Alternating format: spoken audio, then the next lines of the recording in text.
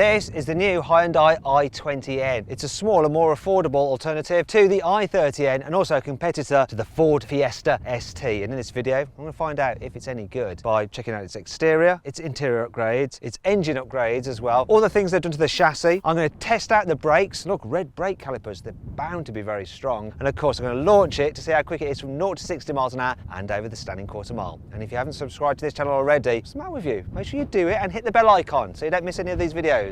Anyway, I'm Matt Watson and you're watching Carwow. Buying a new car? Then head to Carwow and my team will help you find your next car at a fair price. Carwow, your one-stop car buying comparison site. Let's start this video by talking about the most important upgrade to this i20N, and it is of course the engine, which is an N-turbo Smart Stream G. I don't really know what that's all about, but what I do know is that it's a 1.6 litre 4-cylinder turbocharged petrol with 204 horsepower and 275 newton meters of torque, driving the front wheels via a 6-speed manual gearbox. Now in a moment I'm going to launch it and see how quick it is from 0 to 60 and over the standing quarter mile, but before we do that, let's hear it first.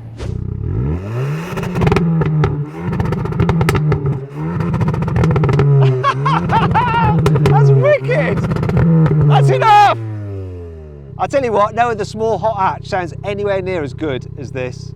This car doesn't only sound loud, it looks pretty loud as well, doesn't it? So it's got a redesigned bumper over the standard i20N. Look, you've got a front splitter, this red stripe here, though on red cars it's actually grey, so you still get that contrasting effect. It's got this new grille, and if you look closely you see there's checkered flags in the grille. Here we've got some plasticky bits and fog lights, and look, actual real vents that I can put my fingers in. And the exit here, smooth airflow over the wheels.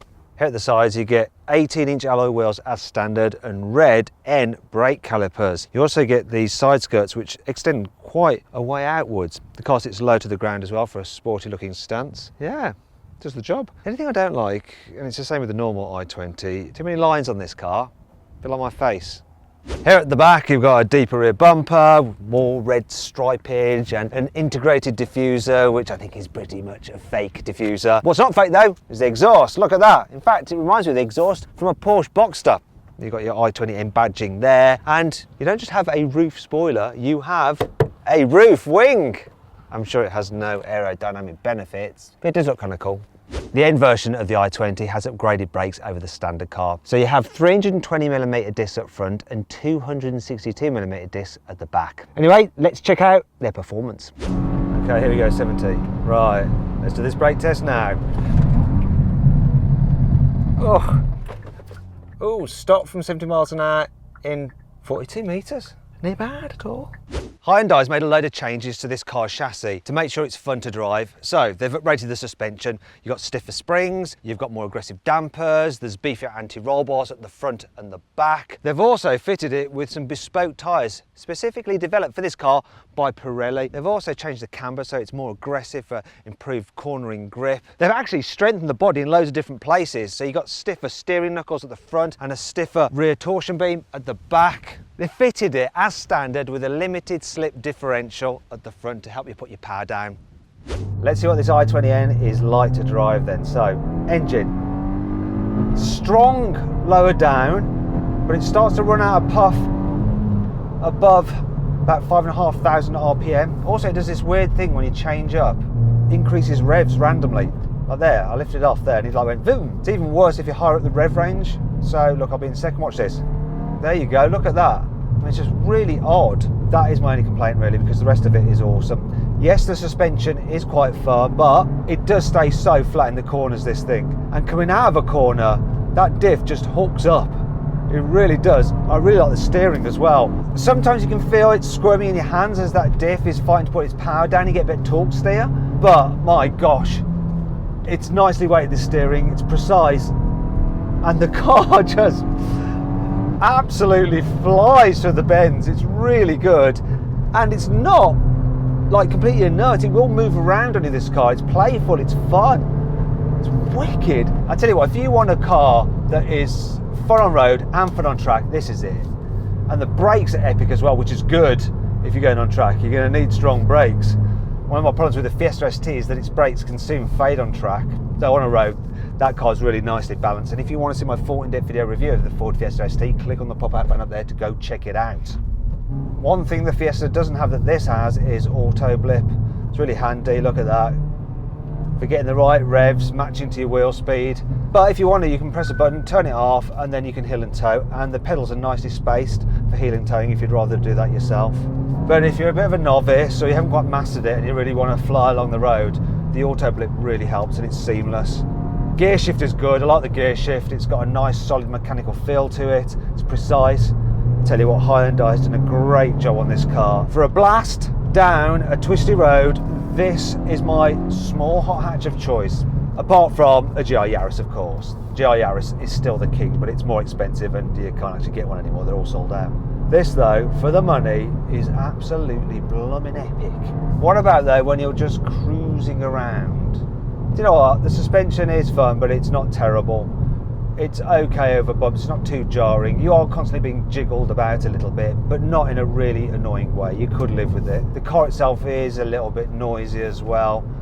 You get a bit of tyre noise, a bit of wind noise, but it's not bad. You can live with this every day, no problem at all. So if you want a hot hatch that's practical and you can live with it and will be reliable, I think this is a really good car. I'm going to talk you through the upgrades on the interior over the normal i20. So you get a Sport N badged steering wheel. Got these two buttons here for your different N custom modes. There's a rev matching button there as well, so you can turn it off and on quite easily when you're driving. You get some bespoke dials, and when I go into N mode, you get this fiery effect graphic around your rev counter. There's also bits of like the light blue trim here, which is N signature color there. Also there on the climate control buttons and on the seats. Sporty bucket seats. They grip you pretty well when you're going around a corner, and they're reasonably comfy as well over a longer distance. You've got some aluminium pedals down here. You've got some aluminium N branding there on the sills.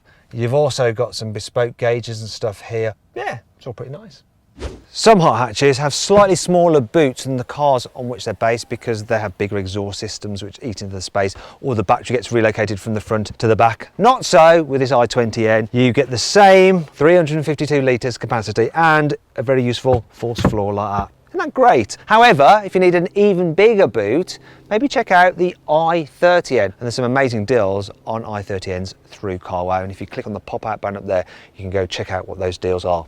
The i20N has plenty of rear space for a small hot hatch here in the back. I also like the fact that, look, you got this little kind of checkered flaggy turquoise colory scheme on the seats. That's quite cool. Knee room's decent, headroom's decent, though there is ever so slightly more headroom in a Volkswagen Polo GTI. If you're interested in seeing my review of that car, click on the pop-out banner up there to go check it out, or follow the link below the video.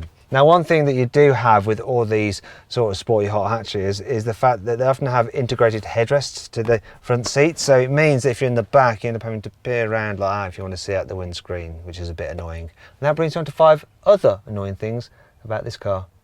This engine seems to have a really heavy flywheel. It revs quite slowly and you get terrible rev hang when you lift off the accelerator. Look, foot's off and look at that. Look at that. Like a Formula 1 car revving, it is not. With the Fiesta ST, you can get it as a practical 5-door or a sporty looking 3-door. There's no such choice with the Hyundai i20N. It's 5-door only, whether you like it or not. When you're configuring a custom drive mode and you want to change the ESC from normal to sport, and then you think, do I want to go all the way off? Well, actually no, I just want it normal again. You have to toggle all the way through fully off, which means you have to do that and hit yes before you can go back to normal again, which is a bit of a faff. This car's horn just does not match its looks. Have a listen to this. It's like the horn of a van. It's like I'm going to be delivering some Amazon packages. This car's only done 5,000 miles, yet look at the wear on the driver's seat side bolster. It's not very good, is it, that? It's not all negative though. Here's 5 good things about this car.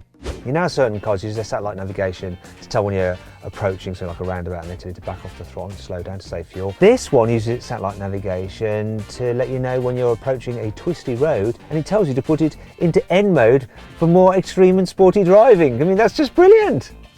The Hyundai i20N comes fully loaded with kit, so you don't really have to spend any on options. You get stuff like a reversing camera, parking sensors, a heated steering wheel, heated seats, wireless charging for your mobile phone, cruise control, lane keeping assist, all that stuff as standard. The only options fitted to this particular car are the cool blue paint, 550 quid, two-tone roof, 500 quid, and a Bose sound system, 500 quid. You don't need this sound system, but I'd go for the paint and the two-tone roof if I were you. This car weighs in at 1,190 kilos, which means that it's lighter than its key competitors, the Ford Fiesta ST and the Volkswagen Polo GTI. And lightness is a good thing in a hot hatch. It's also the exact same weight as Hyundai's i20N Coupe WRC rally car. There's a pub pack for you there. In most cars, if you press the accelerator at all when your foot is on the brake, yeah, it'll just cut all power to the engine and it'll just bog down. Not in this though. The Hyundai will let you do both at the same time, so you can left foot brake just like a rally car driver to help you get through corners quicker. As well as the normal eco, normal and sport drive modes, you can actually customise your own driving modes, and there's two options. You can customise one or two. Two different choices of customisable modes, and you have lots to choose from. So you can choose between 3 different settings for the engine, 3 different settings for the steering, 3 different settings for the stability control, and 3 different settings for the exhaust sound, 3 different settings for the rev matching, and there's launch control. I think we should launch it. So let's do 0 to 60 in around 6.7 seconds, but what are we going to do? Oh, brutal that was. That's good. 6.25 to 60, quarter mile, 14.79. I'll take that. Right, I'm going to launch it again because I think I can do better. So here we go. That's a good one. Ah, it's good. What's the quarter mile? 6.4 to 60. Quarter mile is 14.6. That's good, that is.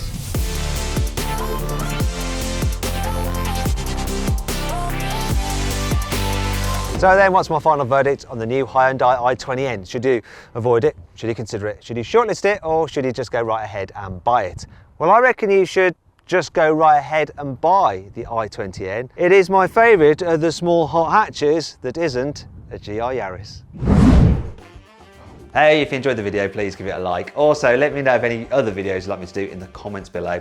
If you click there, you can watch some more videos, and if you click on that box there, you can actually sign up to the CarWow newsletter, where we'll keep you up to date of all the latest news and reviews from the car world in between these video uploads. So just click on that, sign up, it's completely free, and of course you can cancel anytime you want to. Thanks for watching, see you next time.